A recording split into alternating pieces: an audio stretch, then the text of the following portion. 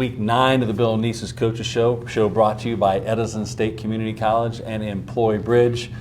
Coach, we've talked a lot about your equation for what big games are. One of the big things you talk about is big plays. There could have been no better example of big plays as the Indians defeat Tippecanoe on Friday night in a very key MVL matchup, 42-23. Big plays right from the get-go.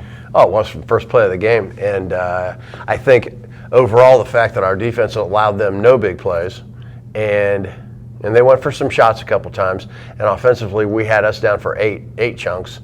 Turnovers were even. Each of us had one. So I think with that, it turned out pretty good for the Indians Friday night. Coach Nice can't certainly leave out the performance by Josiah Medley, a fantastic performance by a lot of people on both sides of the ball. We'll talk a little bit about that, but Josiah in particular, 310 yards on 20 carries and 4 touchdowns. Like you said, right from the first play of the game, it's pretty special. It was an amazing night for him, and he has been healthy all year, and he's feeling the best he's ever felt, and that's great. And to have him be able to go in there and do that is just an unbelievable boost for us. And anytime we get the ball in any situation, we got that possibility, but we've also got a lot of weapons. The thing I like about our offense is the fact that we don't necessarily have to just sit there and keep feeding him the ball, saying, "Hey, you got to do something." And we can, in the meantime, get the ball out to a number of receivers. We can get the ball out to a number of our other running backs also. I said this to you before. You pick your poison. You key in on Josiah. You've got other people that can, on their legs, really make a lot of good plays. I want to point out there's something I know you see, but I watched it on the Indian Nation station on Saturday morning. That first play, and his explosion and be able to go east to west is amazing. Just to get people to miss tackles. It is, and his strength is crazy, and that's one of the things that you really underestimate is the fact that how strong is it. This guy, he squats well over 400 pounds. He benches well over 300 pounds. So his weight room numbers are incredible, and to be able to do that and also have that burst. And there was a couple of guys that had angles on him, had pretty good angle on him, and they just couldn't, they couldn't seem to catch up. And obviously, he gets sprung, and I'll mention, of course, the offensive line. Well, I was just going to bring that up. Yeah, I figured we'd get to that point. Those guys did a very nice job of getting some good down blocks and getting some creases in and getting a nice, kick out or lead up block. And I think one of them he scored was just on a straight inside zone. So their combos were good. They had a good night. Actually, for the last 3 weeks, our offensive line has all graded out over 85%, that's not normal. That's not a norm. Right. It's something that's very extraordinary. What I took away, I watched just the first quarter. My takeaway from the first quarter was obviously Josiah was outstanding, but our line they were really outstanding in their blocks. They're in their right assignments. But the secondary people that we don't talk a lot about is our backs. Colton Booker making some really good blocks. Yeah. Our receivers making some good blocks. So when Medley does get there on the edges, there's a lane there for him. Yeah. There's a difference between getting out for a 20-yard run and getting out all the way. And I think a lot of that has to do with those running backs. A lot of it has to do with Medley's speed, but a lot of it has to do with the other backs, I think, is the point of what and our perimeter about. People and stuff like that. And it's tough out there. And I know we get on their case quite a bit about their blocking, just because of the fact that it seems to be easy, but when you're out there by yourself in that space one-on-one, our linemen are packed in there. They can combo off on one another. They get help from one another and stuff like that, where those guys are just out there by themselves. And it's very easy to get out there and just whiff a couple times. And it happens, but the biggest thing we want from those guys is effort, and they do give great effort. Well, Coach, if you talk about now getting more into the game itself, we get in the sequence, it was 20, before we had the rain delay, or the lightning delay, thunder delay, there was a couple of key sequences. Of course, Medley gets a big score. But we come back and credit them, they're a good football team. They get and score on a field goal and get a touchdown. We're down 9-7. Only the second time we've been down all year. Again, Josiah gets a nice play, and we're off the races again. We weren't down very long, and that's just one of the things where we have a very mature football team, and there are times I've said it before. You got to pick and choose times that you want to crank people up, and this wasn't a time. No one needed cranked up. Everybody was fine where it was. We just had to make sure that we fought right back and got it rolling. And at some point, and this is what happens when you get to the playoffs. The good news is you won. The bad news is the team you play next week is better than this team. Yeah. All right, so that it continues to get better, and I thought we played well, against a team that we had to play, almost 4 quarters against. Well, before we get to that delay, again, you're up 14 and they're driving again, and they turn the ball over. We get a key recovery, and we go down and score, and we're able to make it 28-9 as we go into delay, and that really was a huge credit to us. And helped us mentally, I think. That turnover. I thought our turnover, it happened. I see it from a different viewpoint. I think their turnover was really hurt them more than our turnover. Our turnovers early, got it over with, moved on. But they were driving down quite. We gave up pretty good field position, but they were driving down pretty hard, and that would have been put us in a tough spot. And for us to be able to do that was fantastic during the course of the game. Yeah, defensively, we talk a lot about our offense, and certainly that we don't talk a lot about records, but team makes a record that night for most yards as far as rushing yards that night. But our defense, you say, okay, well, they scored 23 points, but against a very good offense. But there were really key stops in certain points of that game that our defense came up with big plays. I think there was, and I think that our defense contained a lot of things. They came out with a couple new formations that we hadn't seen before, and the quarterback, he's the wild card in their offense, and he had kind of been just okay in the first half, and in the second half he came out and he started getting going. They ran a lead quarterback draw and a couple of things that he got out and got on the perimeter, scrambled a couple times. Boy, we had him on a third and 12, and we just had him, boom, right there. He scrambled out. Next thing you know, threw one over the middle for a completion. It eventually led to a touchdown. And I think he hurt us quite a decent amount. And I think he had a lot to do with that 23 points of ad-libbing a couple things and just helping his team out. Well, they're a very well-coached team. There's a reason they were undefeated coming in, and they're gonna be good for themselves as they move on. But it was good for us because it was a good barometer. Everyone was talking about, okay, this is the test we needed. We're going to see where we are. But we knew where we were afterwards, and there was no doubt anybody that walked out of that stadium that night who was the better football team. No, I think so. Our players understand that. I mean, at one point this year we had a 70-0 lead at halftime, and there was really no celebrating or anything like that because sometimes you understand the circumstances of another team. We're unfortunate that they lost a couple key players. This. So you got to understand sometimes what a victory is and what a victory is. And I think Friday night was due for a little celebration around the Indian Nation. But of course we got a big game this week coming up, so we got a short weekend to turn that around and get ready to go for those Vandalia Butler Aviators. Good transition, Coach. As we take it 1 week at a time, here we are, week 9 in our final regular season home matchup as Butler comes in. And Coach, it's been no secret since we look at the last 10 years. Butler always plays us tough, regardless of what their record is. And here they've been playing good football lately. They have. They've got these last 4 games they've played. I think they kind of got everybody where they want them now in a little bit. And the last 4 games they played, they've had 3 wins, and then one was a really close game, a wild game, if you watch it on film, against Xenia, and down at Xenia. So I think in their mind, down big and make it come. Yeah, and I think in their mind they're looking at the fact that we're 4-0, we got a streak going here, and like I told our players, I said there's no real Vandalia team that's going to come up here and just say, oh hey, it's Big Bad Piqua. We're supposed to lose. They're going to come up here. They're going to give us the best shot they got. I'm sure they're preparing all week, just like we've been preparing all week, and we'll see what happens Friday night. Coach, we talk about the week in and week out, and now we're on the other pendulum of you're coming off of a big game.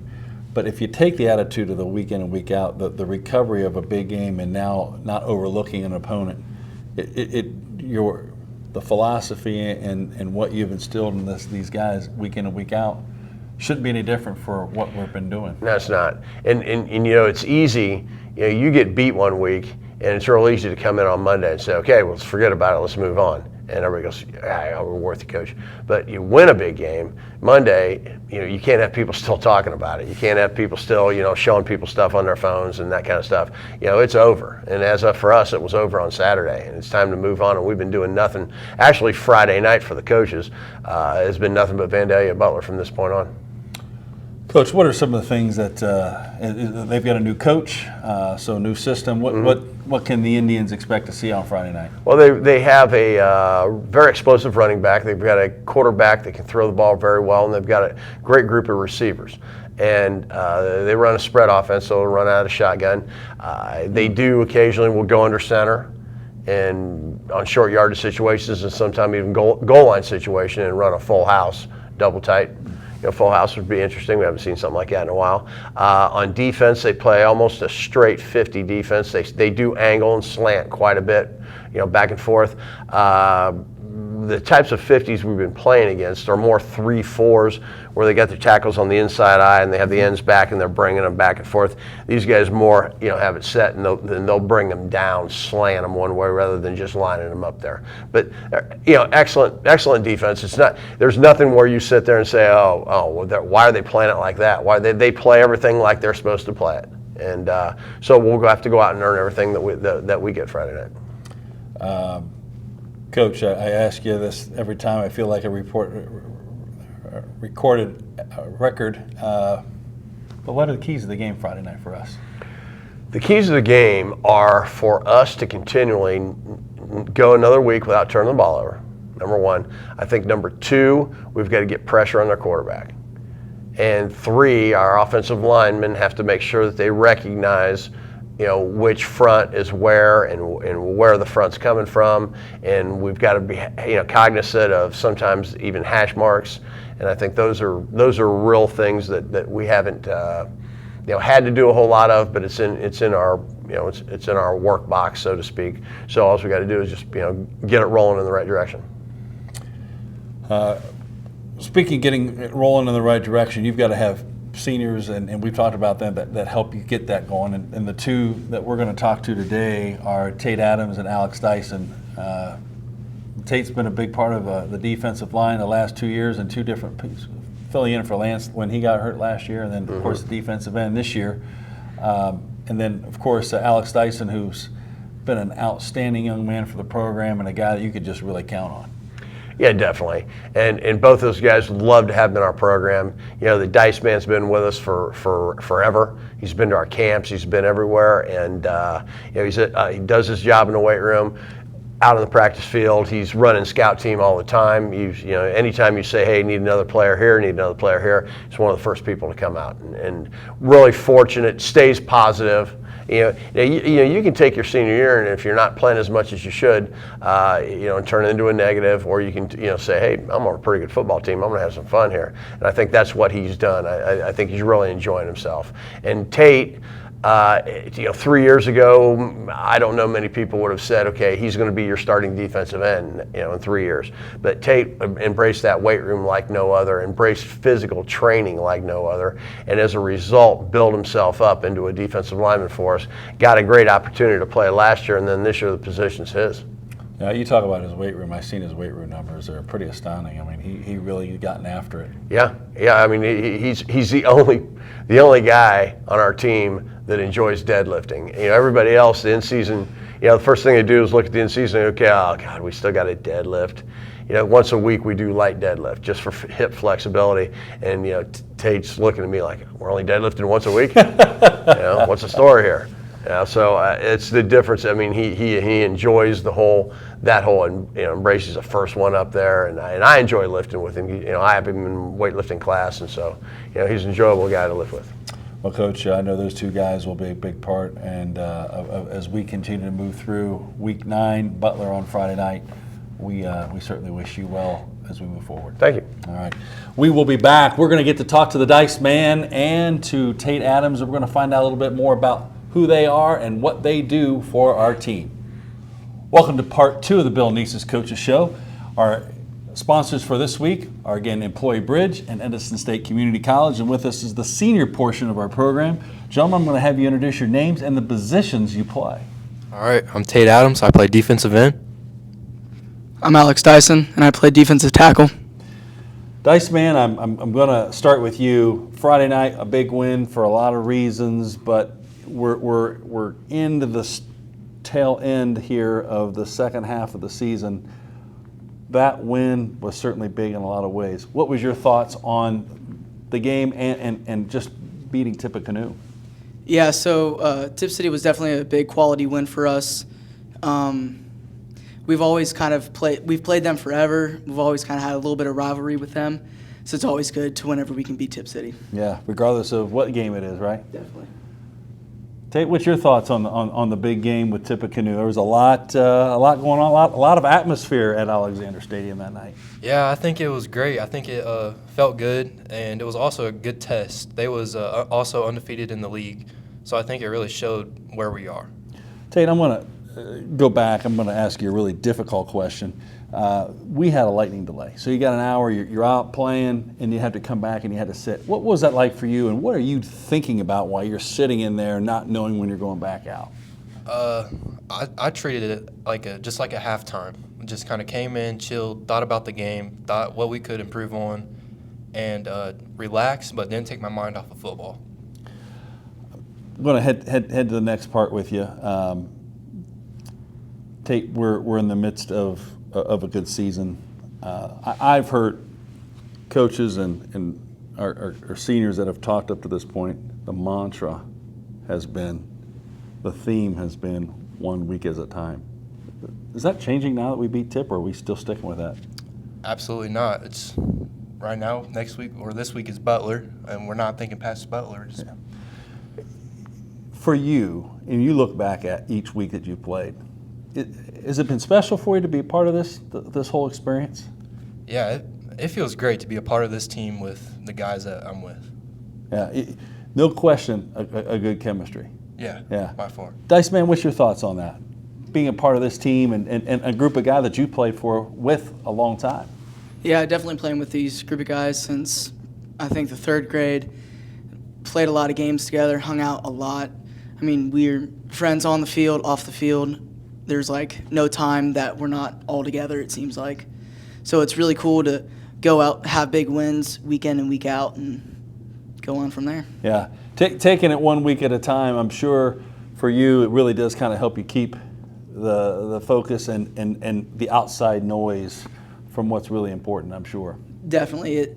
1 week at a time is a great mindset just to get through the week, have Friday, have the game, come in for Saturday, have the JV game because I still play JV. Monday, come in, immediately start focusing on the next team. Yeah.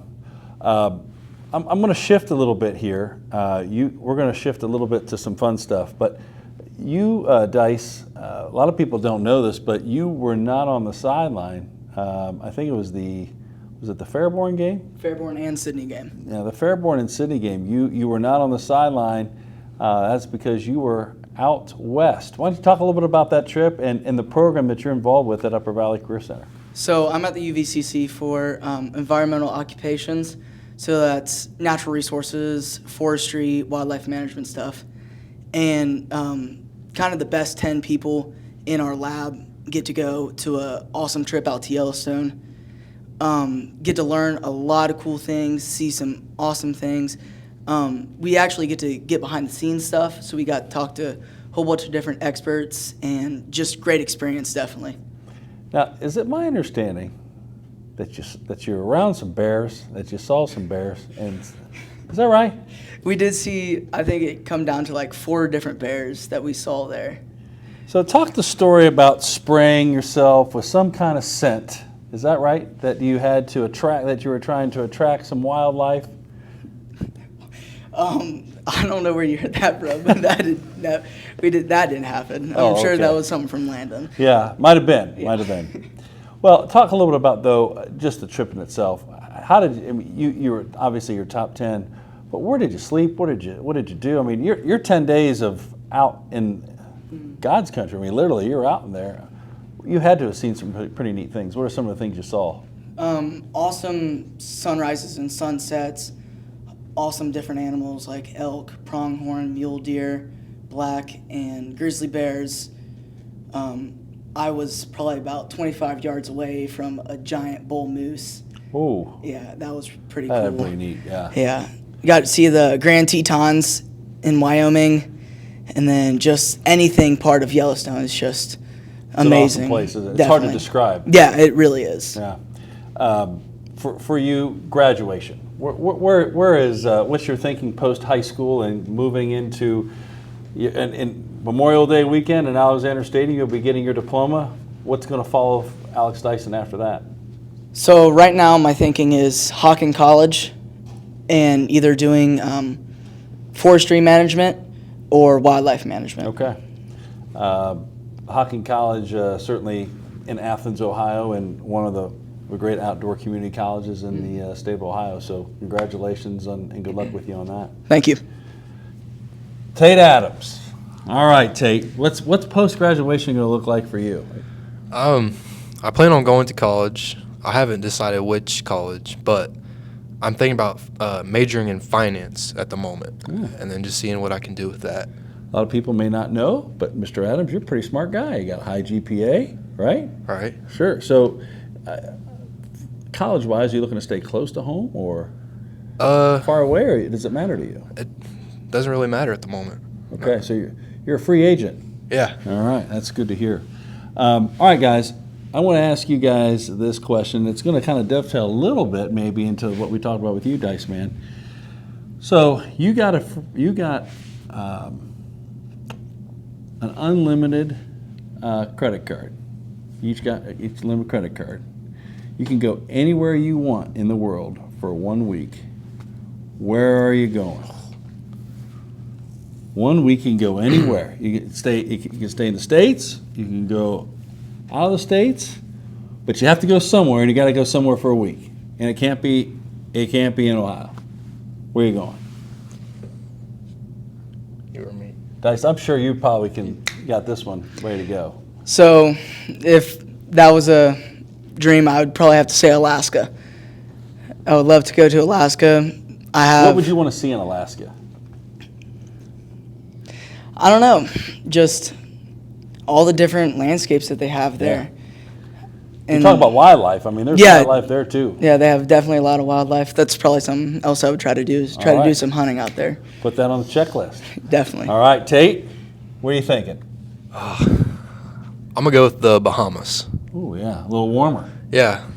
I don't know. Just have a good time on the beach, I guess. Well, you guys continue to keep doing what you're doing, and I'm sure week in and week out, the Bahamas and Alaska might be in your future sight. So, gentlemen, we certainly wish you guys all the best the rest of your senior year, and of course into graduation. All right. Thank you. Thank you. And good luck on Friday night as we get ready for the Aviators coming to town. All right. All right. Thank you. Just a reminder, the Indian Nation station here will be covering the game on a delay. Just like last week, the link will be up on social media, and you'll be able to get that link on the YouTube channel, on the Indian Nation station YouTube channel. Also, it'll follow next week's Bill Neese's Coaches Show. You will also be able to find it on the weekend, as the Tippecanoe game was on over the weekend, Spectrum channel. So you will be able to get that with a 7 p.m. kickoff. The Indians will host Pink Out here at Alexander Stadium in the final regular season game, as the Indians will host Butler. For Alex Dyson and Tate Adams, I'm your host, Chip Hare. We'll see you next week.